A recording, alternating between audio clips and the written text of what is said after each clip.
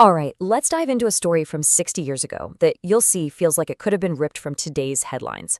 It's a wild story, really. It's about a so-called scientific miracle, one brave voice that dared to question it, and, well, a playbook for silencing anyone who gets in the way. And believe me, that playbook is still getting a lot of use. So our story kicks off with a chemical that honestly seemed like magic. We're talking about DDT. Back in the mid-20th century, you have to understand, this stuff wasn't just seen as a pesticide. Oh no.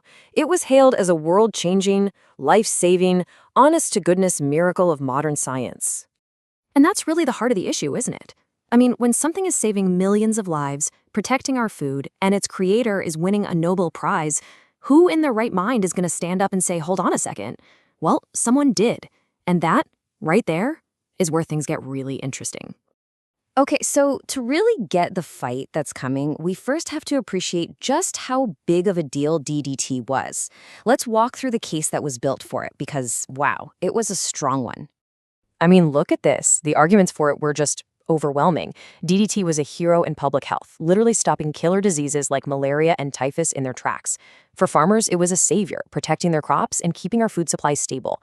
And it wasn't some fringe idea. It had the full-throated support of the US government and the entire scientific establishment. It wasn't just presented as helpful. It was considered absolutely essential for modern life. And check out how fast this all happened. It's introduced as a pesticide in 1943. Just 5 years later, boom, its developer gets the Nobel Prize. But then, in 1962, a single book comes out and changes everything. And only 10 years after that, it's banned in the entire United States. So what on earth happened in that short span of time? Well, what happened was a book called Silent Spring. And its author, Rachel Carson, was that lone voice who dared to question the miracle. And she didn't do it with emotion or hysteria. She did it with cold, hard, meticulous science. So the whole core of her argument came down to this one scientific concept she brought to the world's attention: biomagnification. It sounds complicated, but it's actually a pretty simple and kind of terrifying idea. It means that even if you start with a tiny, harmless amount of a chemical, it builds up as it goes up the food chain, getting stronger and stronger at every step. And this is exactly what she found. DDT wasn't just disappearing. Nope. It was getting stored in the fat of animals. An insect eats some, a little fish eats that insect, a bigger fish eats the little fish, and then a bird like a bald eagle eats that fish. By the time it got to the top of the food chain, the poison was at catastrophic levels. It was causing the eggshells of these magnificent birds to become so fragile that they were literally crushing their own young just by sitting on them. A silent spring, for sure. Now, Carson's science was solid, but it was also a massive threat to a very, very powerful industry. And the response? Well, it wasn't a scientific debate. It was an all-out, coordinated campaign to destroy her reputation and her work. The attacks were vicious, and they were personal. Her careful research, dismissed as unscientific. Because she was a woman raising a concern about the environment, she was labeled hysterical. Her warnings were twisted to sound like she was against progress itself. And here's the knockout punch. They claimed that if we listened to her, millions of people would starve and die from horrible diseases. And let's be really clear here. This wasn't just a few people disagreeing with her. This was a well-oiled, well-funded machine. The chemical industry poured tons of money into PR firms, paid their own scientists to write papers debunking her, and they did everything they could to paint Rachel Carson as a dangerous nut. So this is the big question, right? Who was telling the truth? DDT gets banned in the US in 1972.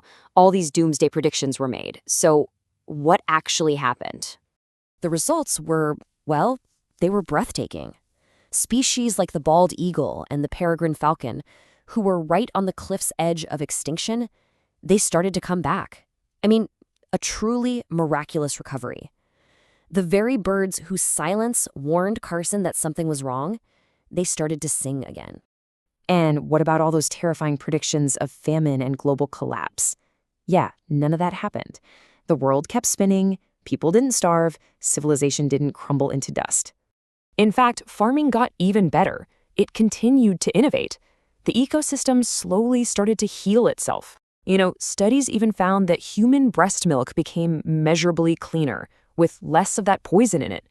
The chemical they said was absolutely essential for survival was taken away, and everything just kept working. Okay, so why in the world does this 60-year-old story about a banned pesticide matter so much today?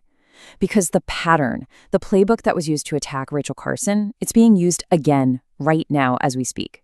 This is the key. This is the whole reason we're talking about this. What happened to Rachel Carson wasn't a one-off. It was the blueprint. It was the creation of a script on how to defend a profitable product against uncomfortable science. And the parallel is just shocking. The huge fight we're seeing today over the herbicide glyphosate is a direct echo of the past. As this research puts it, the script for defending glyphosate was written when DDT was under attack, word for word. Just look at this. It's the exact same playbook. People who criticize glyphosate are called unscientific, hysterical. We're told that if we restrict it, our food supply is in danger. We see the same industry-funded studies and massive PR campaigns. It is literally, word for word, the same strategy they used 60 years ago.